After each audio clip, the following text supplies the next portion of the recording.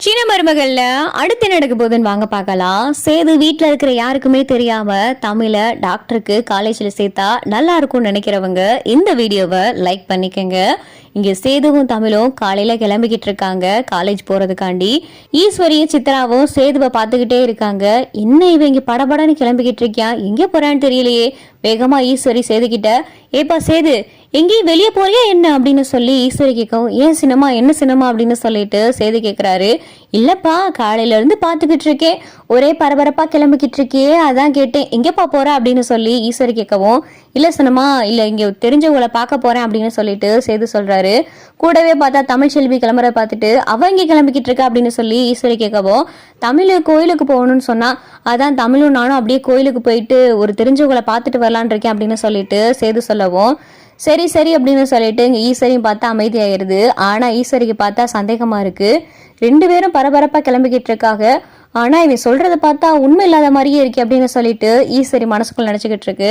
இங்க சேதுவும் தமிழும் பார்த்தா இங்க கிளம்பிக்கிட்டு இருக்காங்க காலேஜ் போறதுக்காண்டி. சேதுவும் தமிழும் காலேஜுக்கும் போயிடறாங்க.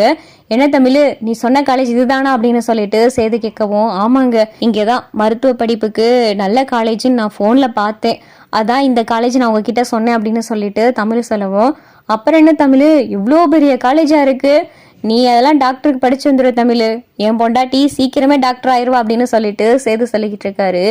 இல்லைங்க இப்போ காலேஜுக்குள்ள போறோம், நான் நுழைவுத் தேர்வில் பாஸ் ஆகிட்டே நல்ல மார்க்கும் வாங்கியிருக்கேன், சீட்டும் கிடைச்சிரும், வீட்டில் இருக்கிறவங்களை எப்படிங்க சமாளிக்கிறது அப்படின்னு சொல்லிட்டு தமிழ் கேட்கவும், அதெல்லாம் பார்த்துக்கலாம் தமிழ், வா நான் பார்த்துக்கிறேன், நான் அப்பாட்ட பேசிக்கிறேன், நான் உன்கிட்ட என்ன சொன்னேன், உன்னை டாக்டர் ஆக்குறேன்னு சொன்னேனா இல்லையா, வா அப்படின்னு சொல்லிட்டு சேதுவும் தமிழும் பார்த்தா காலேஜுக்குள்ளே போகிறாங்க. அங்கே போயிட்டு தமிழுக்கு அட்மிஷன் போகிறதுக்காண்டி சேதுவும் தமிழும் காலேஜுக்குள்ளே போய் அங்கே இருக்கிறவங்கள்ட்ட பேசிக்கிட்டு இருக்காங்க. பேசிக்கிட்டு இருக்கையில தான் தமிழ் மருத்துவ நுழைவுத் தேர்வில் நல்ல மார்க்லாம் வாங்குறத பார்த்துட்டு, நீங்கள் தான் அவங்களா, உங்களை நாங்கள் டிவிலலாம் பார்த்துருக்கோம் பேப்பர்லாம் பார்த்துருக்கோன்னு சொல்லிட்டு அங்கே இருக்கிறவங்களாம் பேசிக்கிட்டு இருக்கையில, உங்களுக்கு கண்டிப்பாக அந்த காலேஜில் சீட்டு கிடைக்கும் அப்படின்னு சொல்லி அங்கே இருக்கிறவங்களாம் சொல்லிக்கிட்டு இருக்காங்க.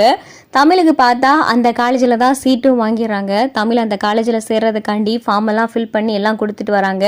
நீங்கள் நாளைக்கு உங்களுடைய மார்க் ஷீட் எல்லாம் எடுத்துட்டு வாங்க, நீங்கள் இந்த காலேஜில் ஜாயின் பண்ணிக்கலாம் அப்படின்னு சொல்லிட்டு அங்கே இருக்கிறவங்க சொன்னதும் தமிழுக்கும் ரொம்ப சந்தோஷமாயிருது. சேதுவும் பார்த்தா தமிழை கூட்டிட்டு வீட்டுக்கு வந்துடுறாரு.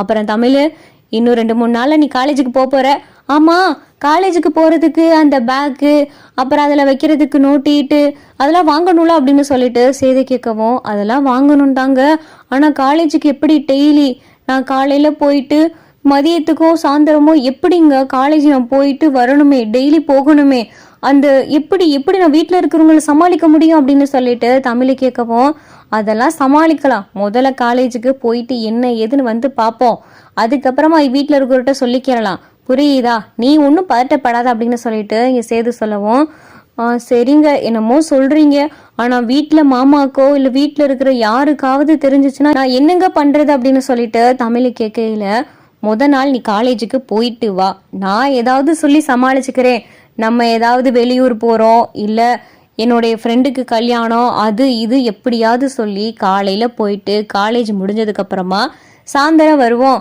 ஒரு நாள் போயிட்டு வா, அதுக்கப்புறம் நம்ம என்னன்னு யோசிப்போம் அப்படின்னு சொல்லிட்டு சேது சொல்லிக்கிட்டு இருக்காரு.